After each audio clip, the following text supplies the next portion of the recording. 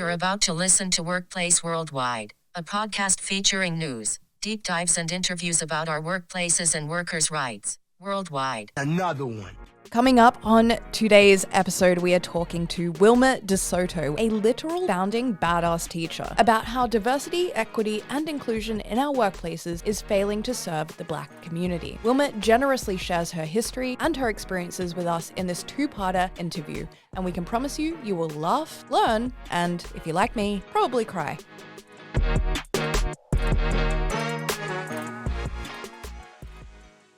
Hello, legends, and welcome to Workplace Worldwide. Yes, that's right, it is a refreshed format of your favorite workplace show, Workplace Weekly, and don't you worry, that idea that I had, which was, the joke is that we might release it weekly, was shit-canned real quick. So here we are with Workplace Worldwide. We are changing up the format a little bit, but it's all exciting stuff. However, it's just not what we're here for today. Today, I'm here to introduce you to a very important guest, someone that I've been very keen to have on for a long while, and that is Wilma De Soto. So let me get to the formal bio, and then I'll tell you why we're having her on, and we'll get right into it. Wilma De Soto is a retired ESL teacher from the School District of Philadelphia. Wilma has been on the board of directors of the Badass Teachers Association. Yes, it's a real thing. Since 2017, and a member of the Badass Teachers Quality of Work Life Team. Now, we've also put in the show notes where you can read more about this organization. Wilma holds degrees from Oberlin College and the Conservatory of Music at LaSalle, and I hope I'm saying that right, University. She co-authored 2 national research surveys in conjunction with BATS and the ATF on the workplace conditions for teachers and teacher job stress. In 2015, she presented survey data to the Secretary of the Department of Education in Washington, D.C., and has presented at several conferences on quality of work life for teachers. Wilma is also currently serving as the Director of Diversity, Equity, and Inclusion on the board of the National Workplace Bullying Coalition, an organization that's dedicated to eliminating bullying in American workplaces through education, conversation, and legislation. You can read more about them by following the links in our show notes, of course, where we've also got the links to their Instagram and Twitter. So just a quick note from me before we get into this, and that is that through everything that we've made as Hand and Heart Media, I've been really open, especially with our audience, that I feel that corporate diversity, equity, and inclusion efforts have really been weaponized by a lot of companies, right? But my issues go beyond that because it's also professionals like me who work in workplace consulting or who have workplace consulting businesses who are letting the concept of DE&I down. And I know that because I see so many workplaces where they have these policies, they've had external help, but at the end of the day, those who are in minorities, those who experience historical and prevalent oppression are not being served by these policies. And that just tells me, well, they're not working, right? So I met Wilma at the International Workplace Bullying and Harassment Conference in San Diego in 2022. And I had just watched her presentation where diversity, equity, and inclusion do not intersect. I knew immediately that I wanted to have her on this podcast and to share her voice. Wilma has a really commanding and authoritative presence, which I always appreciate in any person, but it's another thing to also admire how that person communicates their expertise and their experience and their insights, their data, their information in a considerate way, and in Wilma's case, in a way that I found to be profound. So for those reasons, it is genuinely my honor to have Wilma De Soto on this podcast. It's my honor and it's your honor, the listeners, as well.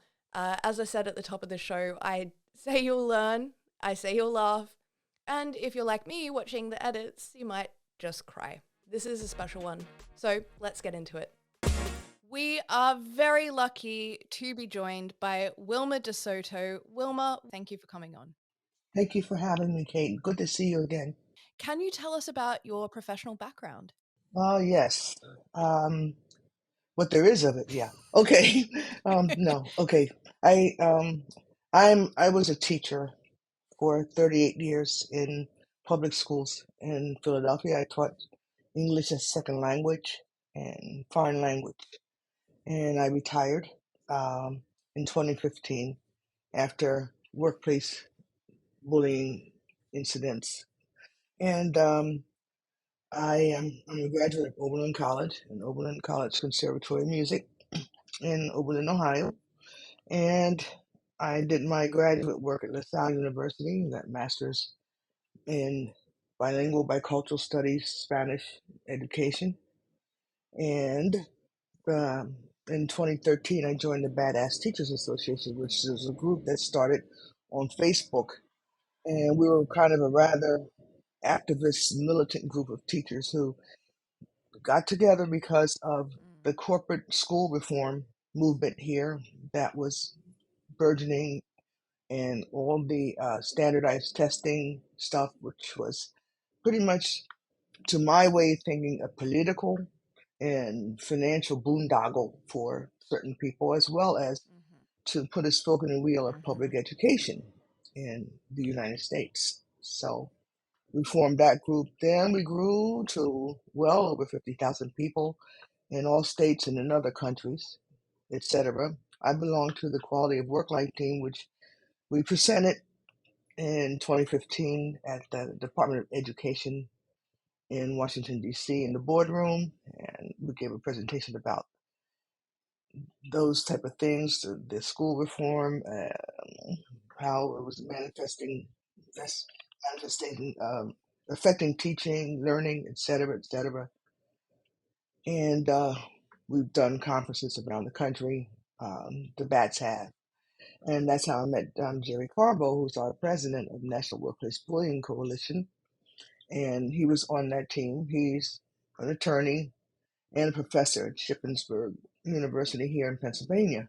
So, and that's how I came into National Workplace Bullying Coalition.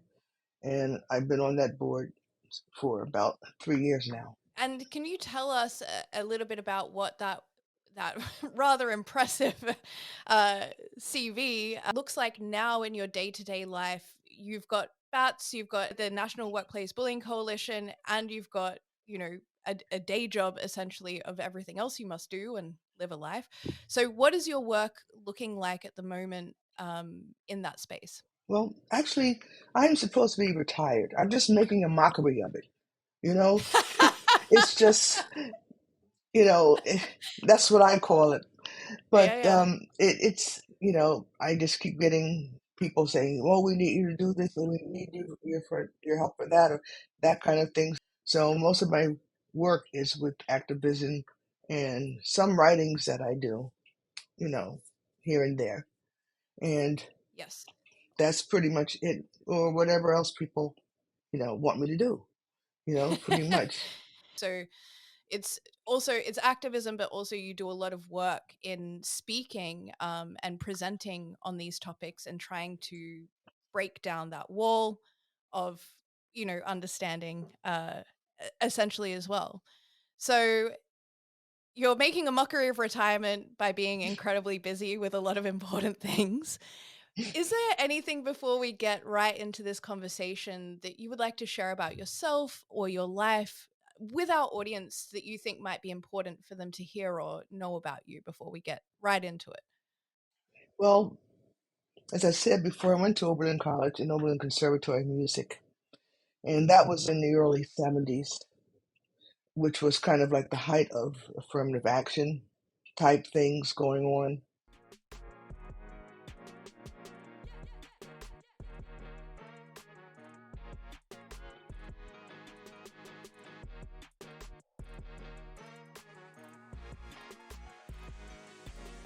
And Oberlin Conservatory has had this requirement called basic music skills that everybody incoming had to pass.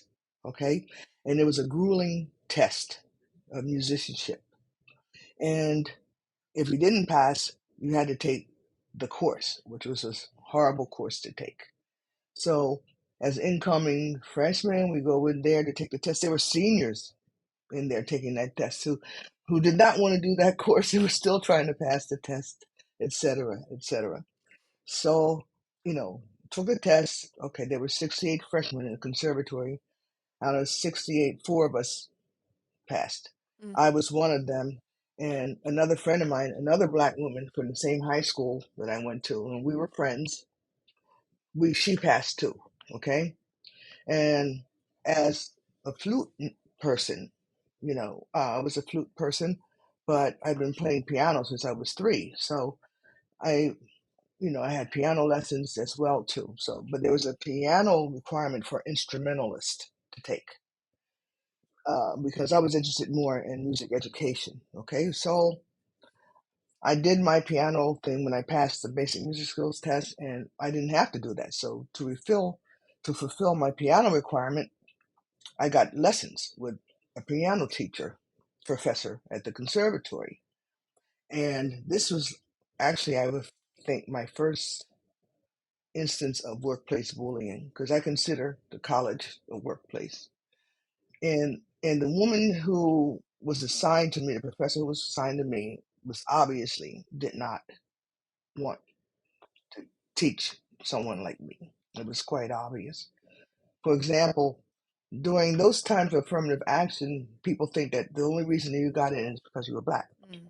Yeah. Therefore, you're not qualified for this and qualified. So, how dare I, A, skip basic music skills, and B, as an instrumentalist, skip the piano requirement? Okay? So, when we went in and, she heard me play and she says, I what do you want to do? I said, well, I'd like to do some Gershwin preludes. I never did any of those. Well, she said, well, you need to do Czerny etudes. And I'm thinking, Czerny etudes? I did those back in like 8th grade and everything, right? Oh, okay. So I did Czerny etudes. And, every time my fingers would miss something, she would hit me with a pencil. That's disgusting. Yeah. Okay? Yeah. First of all, she wouldn't let me do what I was capable of doing because she assumed that it was beyond my ken.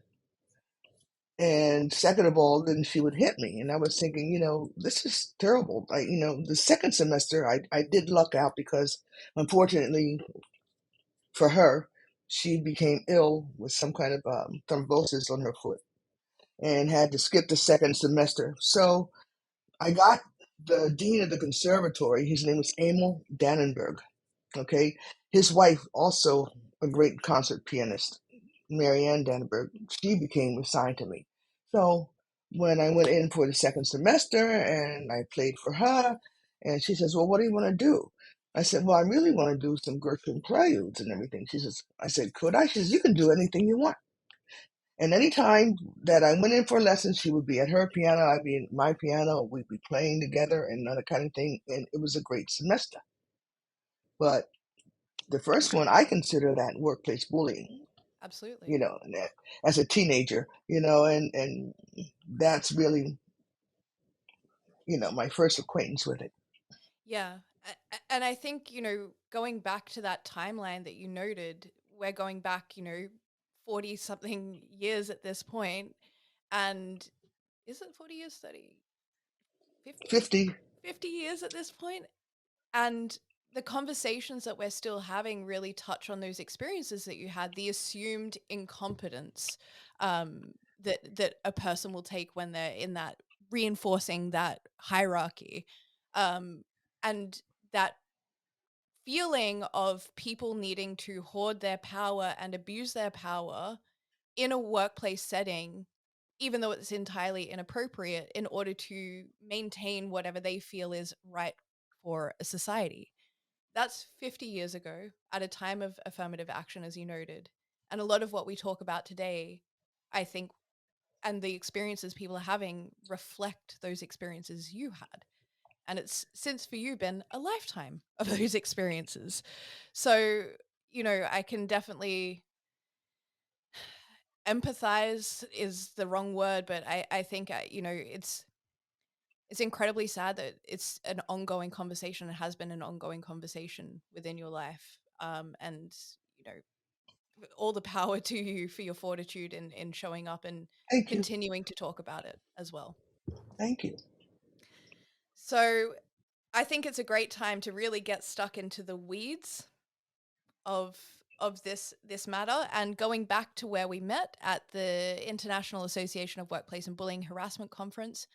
I was particularly taken with your presentation, and you presented on the topic of where diversity, equity, and inclusion do not intersect. And we had very short presentations for this conference, so you managed to really cover off a lot of deep information. And I will also say this to our audience: Wilma brings the receipts every time. She is the first podcast guest to send us a resources list, which we'll make available to you. However, when I saw your presentation, just the sheer amount of data that you were backing it up with was incredible. Not to mention the anecdotal things that you were able to touch on, and I think there wasn't many other people presenting on this topic at that time.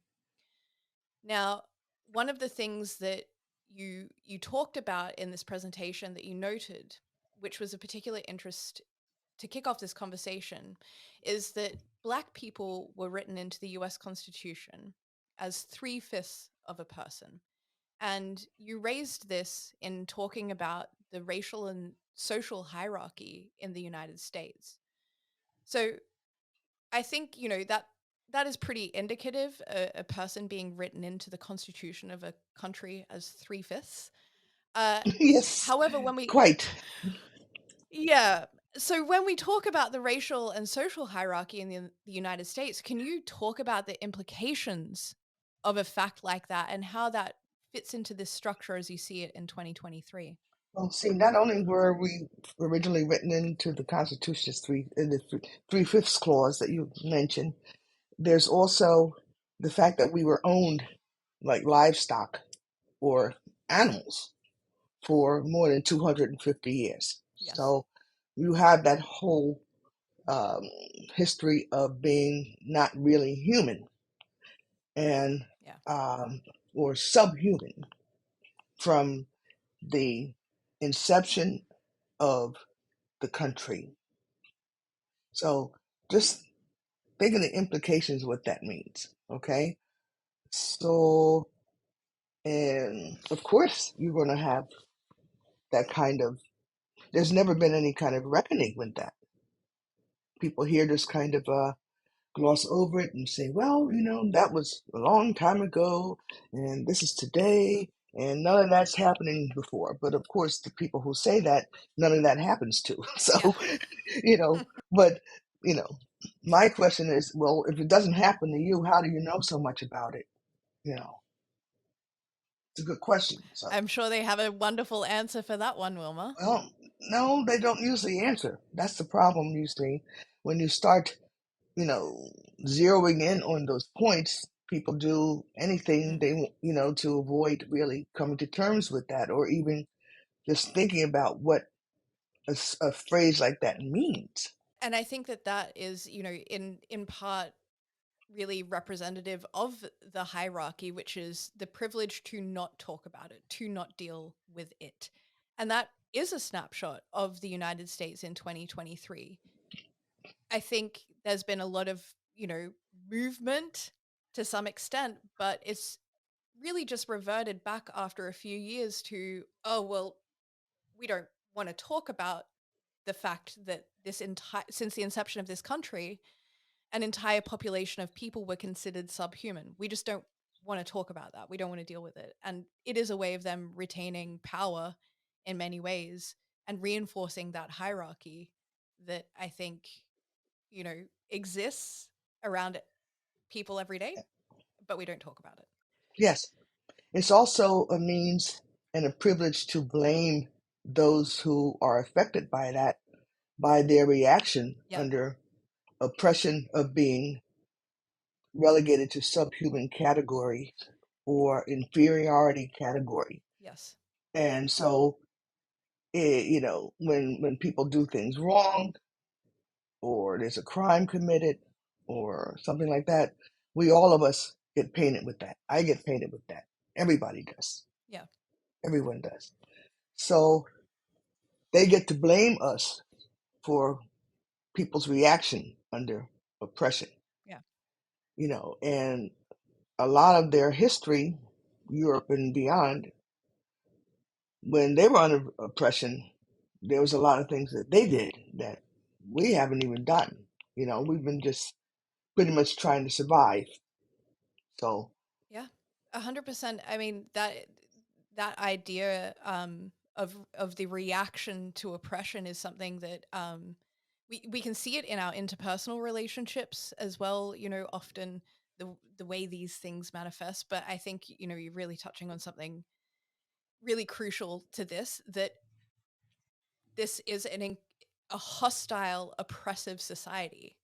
Um, what do you expect the reaction to be like, let alone after nearly 300 years? um, and this ties in with something that you touched on in the talk. So you discussed the need for a study on the Black population that would actually look at the trauma of slavery and the trauma of those hundreds of years of inhumane abuse. How can you see something like that influencing the current situation and the cultural understandings that we have now? I frankly don't know that it will, but I know it needs to be done. Mm, I was looking at a study in 2016 on children and grandchildren of survivors of the Holocaust in Europe. mhm, Okay. And they were talking about the trauma that they had and how there were even psychological damages and DNA changes, even yeah.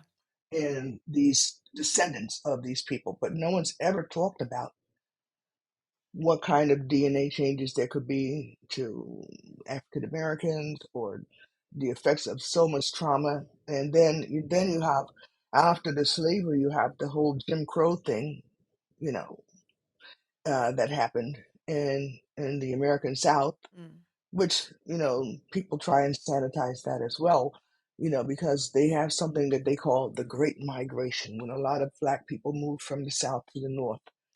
And the Great Migration was actually Black people seeking political asylum in their own country mhm, because they could be lynched, tortured, murdered, whatever, anytime. Okay, not and just not to mention just the regular disrespect and abuse that one had to tolerate in order to live.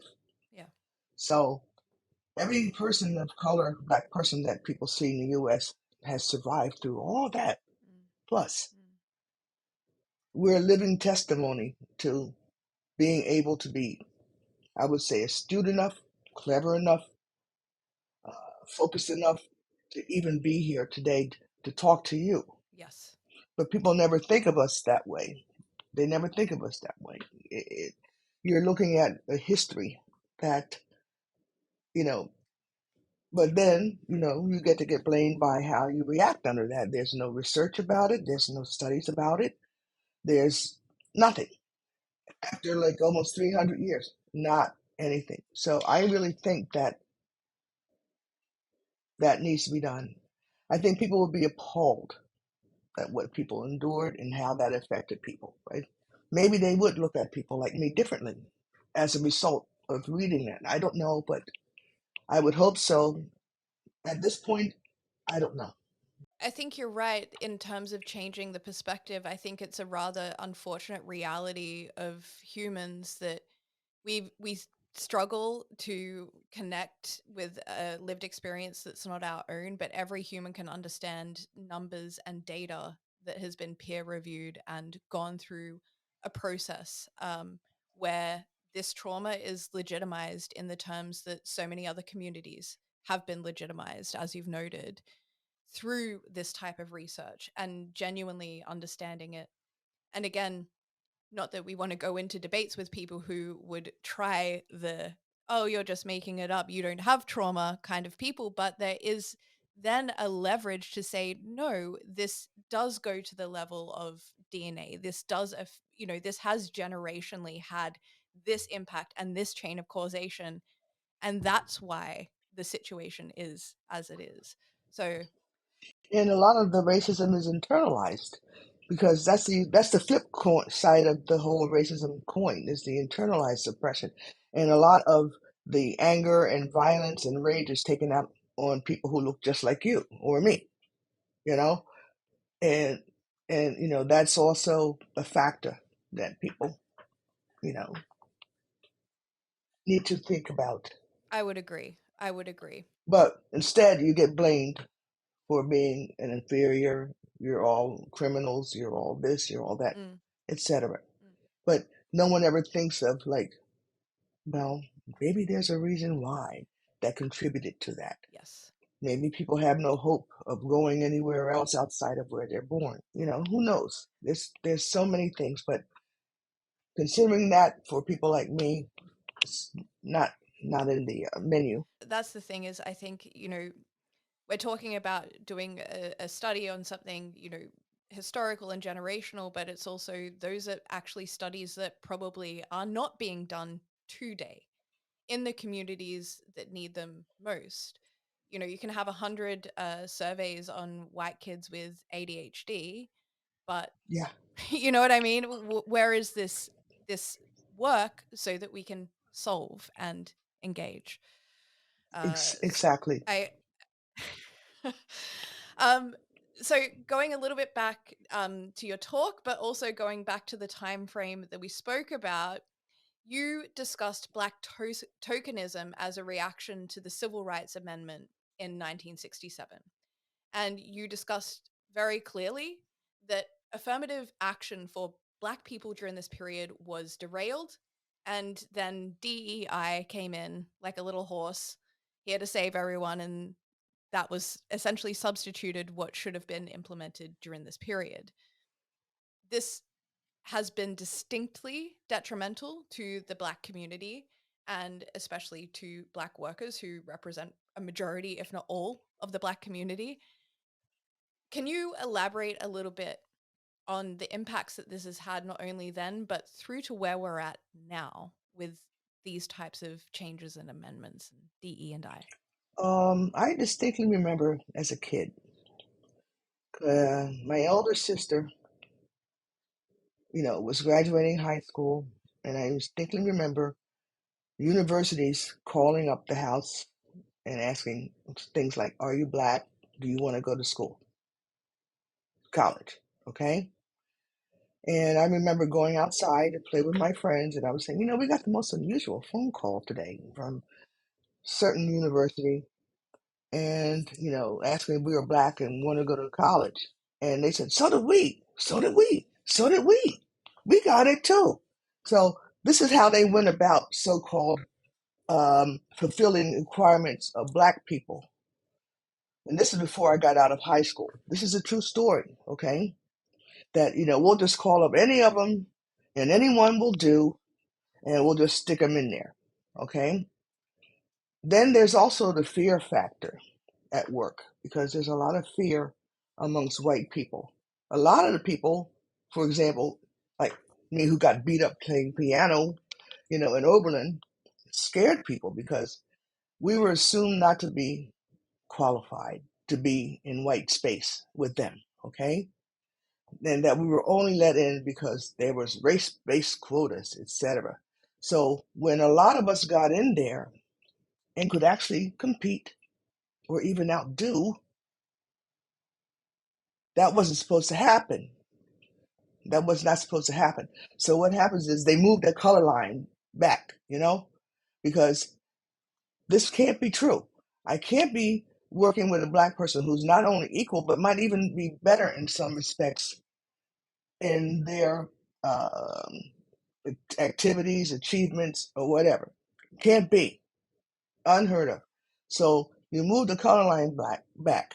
So the largest beneficiaries of affirmative action are really white women, and that's been proven. There are stats on that. You can look it up. But then everybody else came in who, as long as they weren't black, if they were white women, or if they were Asian American, or if they were Latino American, or if they were handicapped American, or if they were LGBTQ American. Everybody else got a seat at the table, while with the original problem of exclusion in society of Black people was never addressed and relegated to the hinterlands. Oh yeah, I see there's a lot of things that they do with bias, but and that's fine. But there's good bias and there's bad bias. That's not necessarily racism. That might be a part of it, but it isn't. But when you get down to anti-blackness and racism, it never gets there. And that's even true today. So when you attend these trainings and things, a lot of them never really get down to why we needed this in the first place. Okay, it was about everybody else who may have been treated, shall we say, how could I put this, off-white? You Yeah. know, no, seriously, wanting wanting to be treated as regular white again. Okay, Yeah. as long as they had their orientation or disability or something, they weren't looked at as the same as every man white person, which is the normal, Yeah. supposedly. But doing this helped them kind of reestablish that kind of connection with whiteness and being white. And that's not to say that all disabled people or all gay, lesbian people are like that. What I do know that in my city, there had been a very large number of Black trans women who were murdered. And I never saw the white gay community march or scream and holler about that or protest about that. There you go. That's it. 100%. Yeah. Okay. So so that's where I'm forming my perspective. I know it's not what everybody else perceives, and I can't help that, but this is how I'm looking at it. Yes. Yes. Yeah. And I think, you know, you can't you can't gaslight someone's life and someone's lived experience. You were Oh, it there. happens all the You got on the time. call. Oh, yes. Sorry, I should say you can, but we don't want to do that here because, like, what's the point? Like, you can't do that to someone, and that is actually what you go up against every single day, right? That's what the core of it is, that people will gaslight and say, no, it's not that bad. It hasn't been that bad. It didn't happen like that. And you'll have defensive people, like you said, off white, that will ultimately not show up, for the people lower down the hierarchy, even if it's pitched to society as, oh no, you're all on the same level, the rising tide lifts all ships. It just wasn't true. There was a ship adrift, and that was the community of Black people that just didn't get a look in actually at this. It wasn't legitimate. It was tokenism. I think the hurtful part is many Black people support those causes. Yeah. They march with people, they go out with, they do that. But then when it comes to, you know, their their plight, you get left behind. Do you think that that is a result of just constantly being reinforced and conditioned that there is a lack of worth in standing up for those causes and that it's easier to support these other causes? Or where do you think that that comes from? Socialization into whiteness is a huge part of it. And you have the accompanying institutions of society who reinforce those things, okay? And I've learned in my life that a lot of socialization of whiteness entails ignoring the pain and suffering of Black people, because it's better to pretend it doesn't exist, because that's going to make me unhappy It's a or threat. you know or worried or whatever. So a lot of it is ignored.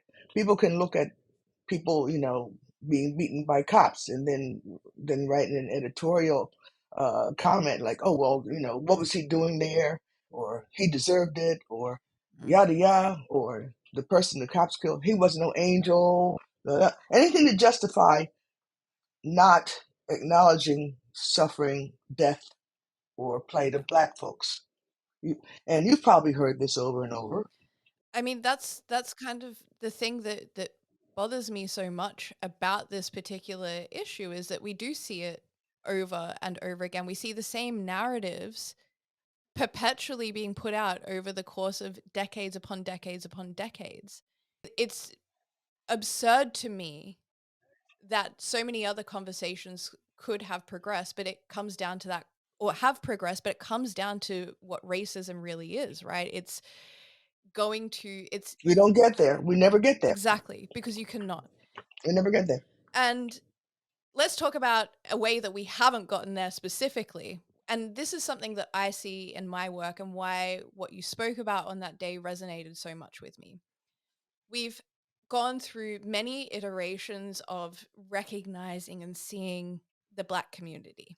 And there's a media storm, and it goes on for a little bit. And then we see the pendulum swing back to the not caring and not acknowledging side. And how I see this in my work is that I will see companies be very reactive to social issues in the media and be like, "Ha, did you guys know about racism? Let's get a DE&I thing going on, because we've got to show that we care about Black people now, and we want to do that." So they'll go and they'll get usually a white person to come in with a training or an education or something that helps them be not racist. And I guess I'm going to go on a little bit longer about it, because I just want to make sure I capture the essence of what I'm trying to package here. But I think in many ways, DE&I in the corporate world now, from what I've seen, exists in the same way that the affirmative action failures you experienced existed. There's this idea of, oh, well, we've got to do something. We'll just do this and do the bare minimum, and then gloss over the actual needs when that group that they're supporting either become a threat, or they decide, oh, like they're asking too much now. We've said, yes, we want to have diversity, but now the diverse people are asking too much. Now they're asking too much, and it goes on and on. So I'm assuming that you are cognizant of all of this, living through it and seeing it. Oh, What are your observations on this, and what burdens are you seeing being generated for this on top of the burdens already faced by the Black community? oh, there's a great article from the Atlantic magazine I included in my resources that you should check out. It's Mm-hmm. called DEA DEI has better check its privilege, Yeah. and it's about how corporations initiate these initiatives and everything. But the bottom line is so that they look good and make money. It has nothing to do with helping the people who are disenfranchised, marginalized, etc. And that's particularly Black people. It's something that's performative, like perfunctory, and often done where people are like, why do I have to sit through this? I'm not like that because a lot of times people think of racism as my personal uh, flaw or something. Or I don't do that. I'm nice to Black people. I'm cordial with them, and I work around them, and I work with them, etc. So that can't be me. They don't see it as a mindset of societal training backed by institutions that reinforce that. They don't see it as systemic. They think it's all personal. And it's not all personal. A lot of it has to do with where you stand and where you fit in the great scheme of things versus where I stand and where I fit in. And why and what keeps me there and what makes you be where you are. And most white people don't like to think about that. They want to think about, you see, I'm every man, I'm normal. And those people, blacks, Latins, Asians, these are the other. Okay, and to me, that's a very telling of socialization into whiteness, Mm. because instead of saying those people are different, they say those people are other. Yeah. And by saying other, it puts them as the standard to be. And the standard to be is white superiority. So I know plenty of people who are different, Latin, Asian, Black, white, European, American, but I would never call them other. Yeah. But they do. And see, this is where it comes to bite you right on the tush sometimes. You don't even realize it until someone points out a point like that. Why didn't I think of those people as just different from me? Why do I think of them as other? So that's a mindset that comes through societal training. 100%. And that's a racist mindset. Yes. Yes. And that's. Am I making sense to you? You are making total sense. If anything, I'm struggling to find my own words here. But when we understand that, and we look at these performative DE&I programs that I'm talking about, you can immediately see how hollow it is. If a corporate leadership team understands racism, first of all, they have to understand the othering of people and how that affects them. But they also have to say, is giving Black people this type of perk going to help them as much as not donating to the Republican Party, for example? For example, And it's a broad example, but what I'm trying to do is illustrate that unless these corporations that are staking this claim and trying to tokenize a community in order to make money, as you say, unless that is backed up in their systemic actions as a company, then it is hollow. I think that this is crucial because what we're seeing is a society that knows there's a wound there, and they're just sort of saying, well, we'll take the quickest fix possible. And then everyone's now saying, well, DE&I is a waste of money. And it's, it's all going down the hill. And it's sort of like, well, yeah, because exactly what you're saying, Wilma, it's not addressing it beyond the personal level. We as a company want to look good. We as a leadership team want to look good. We're going to do this. But are you going to stop donating to Republican Party who are, causing these types of problems for your Black employees in this state? That, I think, is toxic. And I think we're going to look back and be like, oh, it was just the time and we didn't know. But it's yet another red herring in this 50+ year conversation of your life. yeah. Well, and another time, and another time, and another time. Yeah. It's to be a Black person who's hired into one of those corporations as in terms of diversity, it's got to be one of the worst things in the world. Yeah. It really does. Yeah. Because, like I say in my presentation when we were in San Diego, those things don't stop at the office door. Yes. Okay? Those kind of feelings, attitudes, socialization, institutions, they're all inside too. Yes. Okay? And see, that puts an extra added burden on someone who has to constantly prove that they're human, constantly prove that they're qualified, constantly, because the minute a Black person enters white space, and I'm talking about what Dr. Elijah Anderson wrote. He's one of my sources here. He wrote Black and White Space, and you have to represent. You have to prove that. Oh well, I'm not from the slum or the ghetto. Or you have to, dress a certain way, speak a certain way, in order just to be left alone to do the job, pretty much, just to be. Yeah.